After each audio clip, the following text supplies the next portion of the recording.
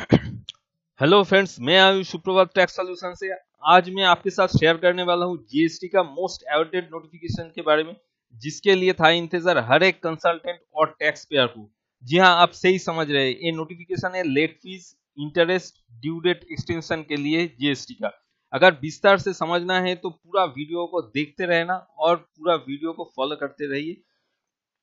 तो friends, notification number 8/2021 central tax जो कि निकला है 1 मई 2021। ये नोटिफिकेशन बात करता है इंटरेस्ट वेवर का और इंटरेस्ट रिड्यू रेट के बारे में। Taxpayer having an aggregate turnover of more than ₹5 crore in the preceding financial year, जिसका टर्नओवर प्रीसीडिंग ईयर में 5 करोड़ के ऊपर। प्रीसीडिंग ईयर मतलब इधर कौन सा ईयर के बारे में बात कर रहा है, ये पहले समझ लेना होगा। ये प्रीसीडिंग ईयर मतलब आप मार्च का अगर रिटर्न फाइल करने जा रहे हैं, मार्च 2021 का, उसका प्रीसीडिंग ईयर होगा 19-20 फाइनेंशियल ईयर, ठीक है। और अगर अप्रैल 2021 का अगर आप रिटर्न फाइल करने जा रहे हैं, उसका प्रीसीडिंग होगा 2020-21। तो ये याद रखिएगा, प्रीसीडिंग ईयर मार्च का जो होगा अप्रैल का वो नहीं होगा। तो अभी फिलहाल हम मार्च का बात कर रहे हैं, इसलिए मेरा प्रीसीडिंग फाइनेंशियल होगा 19-20 फाइनेंशियल ईयर। उसमें क्या बता रहा है इंटरेस्ट के बारे में, देखिए 9% for the first 15 days from the due date and 18% thereafter. मतलब जिसका 5 करोड़ के ऊपर टर्नओवर है 19-20 फाइनेंशियल ईयर में, उनका 9% इंटरेस्ट लगेगा for the month of March. Due date के बाद अगर 15 दिन तक आप लेट फाइल करते हैं तो 9% इंटरेस्ट लगेगा। ड्यू डेट के बाद 15 दिन, ये आपको कैलकुलेट करना होगा। ड्यू डेट जिस डेट का जिस डेट पे होगा, उससे 15 दिन तक अगर आप रिटर्न फाइल करते हैं तो 9% इंटरेस्ट आपको लगेगा। और अगर आप 15 दिन के बाद रिटर्न फाइल करते हैं तो आपको 18% इंटरेस्ट चार्ज किया जाएगा। मतलब आपको चार्ज करके कैलकुलेशन करके फाइल करना होगा।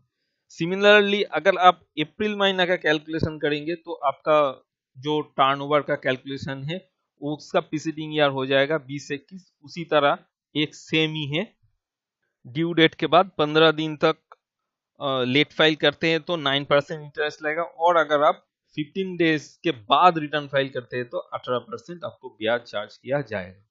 ठीक है, पॉइंट क्लियर है। ये 5 करोड़ के ऊपर है, ठीक है। उसके बाद हम जाते हैं taxpayers having an aggregate turnover of up to ₹5 crores in the preceding financial year who are liable to furnish the return as specified under section 1 of section 39।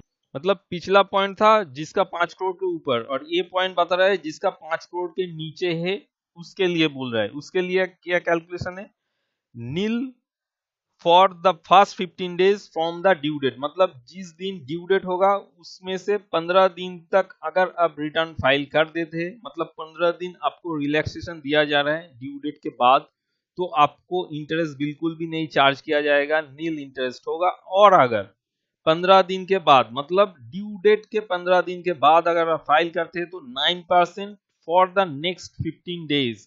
मतलब उसके बाद अगर आप करेंगे तो नेक्स्ट 15 डेज तक 9% आपको चार्ज किया जाएगा। एंड 18% देयर आफ्टर, मतलब 15 दिन जीरो, कुछ इंटरेस्ट नहीं लगेगा। उसके बाद 15 दिन 9% इंटरेस्ट लगेगा। उसके बाद जो डेट आप वो 15 दिन भी अप्लाई कर लिए, नहीं फाइल किया, तो उसके बाद आपको 18% इंटरेस्ट देना पड़ेगा। और ये भी कैलकुलेशन वही है, आपको क्या करना होगा, मार्च और अप्रैल दोनों के लिए रिलैक्सेशन है। प्रीसीडिंग ईयर सेम तरीके से आपको कैलकुलेट करना है। आपका अगर मार्च का होगा तो आपका प्रीसीडिंग फाइनेंशियल ईयर होगा 19-20, और अगर आपने अप्रैल में ऐसा लेट करेंगे तो आपका प्रीसीडिंग ईयर हो जाएगा 20-21 फाइनेंशियल ईयर। ये आपको सिर्फ याद रखना है, ठीक है। उसके बाद हम जाते हैं, उसके बाद 6 नंबर पॉइंट में भी देखिए सेम, इधर जो लिखा है वही लिखा है, tax payers having an aggregate turnover of up to ₹5 crore in the preceding financial year who are liable to furnish the return as same same लिखा है। मतलब जिस हम लोग का जो इंडिया में रजिस्ट्रेशन होता है, किसी का 22 तारीख को ड्यू होता है रिटर्न, किसी का 24 तारीख को ड्यू होता है। तो इसीलिए 5 नंबर कैटेगरी में कुछ स्टेट है और 6 नंबर कैटेगरी में कुछ स्टेट है, इसलिए 2 बार लिखा गया। फ्रेंड्स उसके बाद आते हैं पॉइंट नंबर 7 में, tax payers who are liable to furnish the return as specified under subsection 2 of section 39।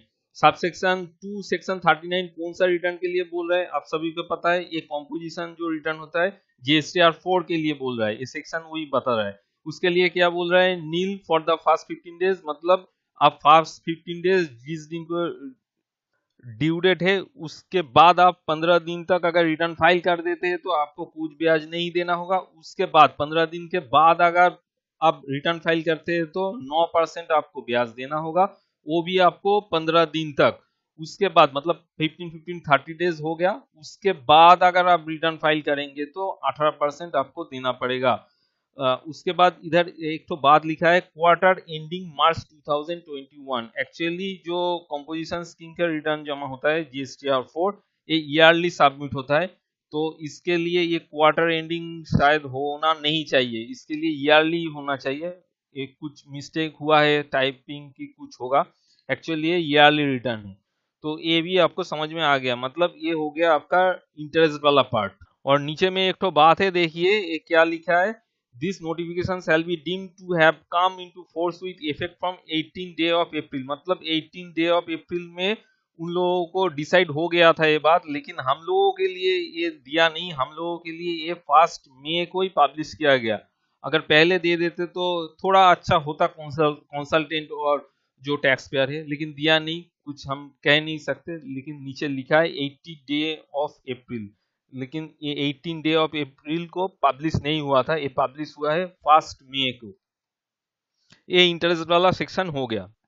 Friends उसके बाद आते हैं नोटिफिकेशन नंबर 9/2021 जो कि निकला है फर्स्ट मई 2021। ये बात करता है एग्जैक्टली आपके प्रॉब्लम के रिलेटेड नोटिफिकेशन है, ये है आपका लेट फीस के रिलेटेड, ठीक है।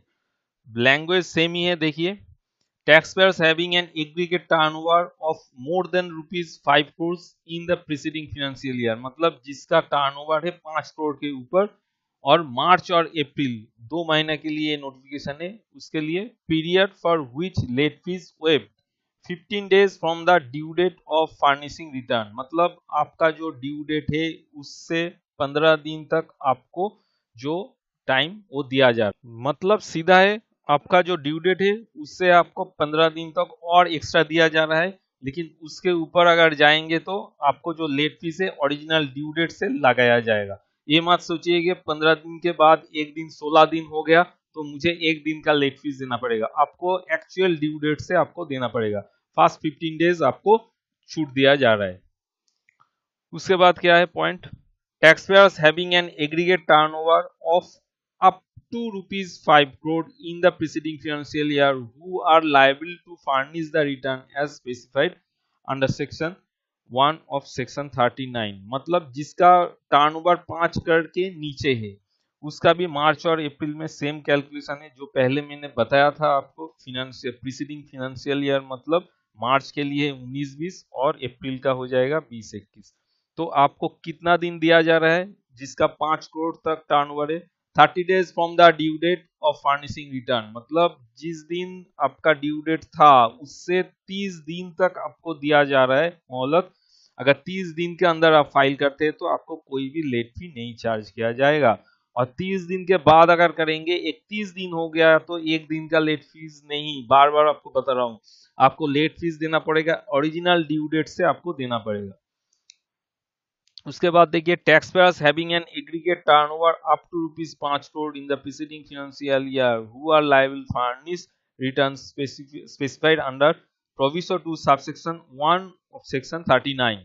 और टैक्स पीरियड बता रहा है जनवरी टू मार्च, आपको देख के समझ में आ गया होगा, एक क्यूआरएमपी स्कीम के लिए बता रहा है, इसलिए 30 days from the due date furnishing return, मतलब क्यूआरएमपी स्कीम का जो दिन आपका ड्यू डेट है उससे आपको 30 दिन तक और भी दिया जा रहा है। और 30 डेज के बाद अगर जाएंगे तो आपको एक्चुअल ड्यू डेट से लेट फीस कैलकुलेट किया जाना चाहिए, किया जाएगा।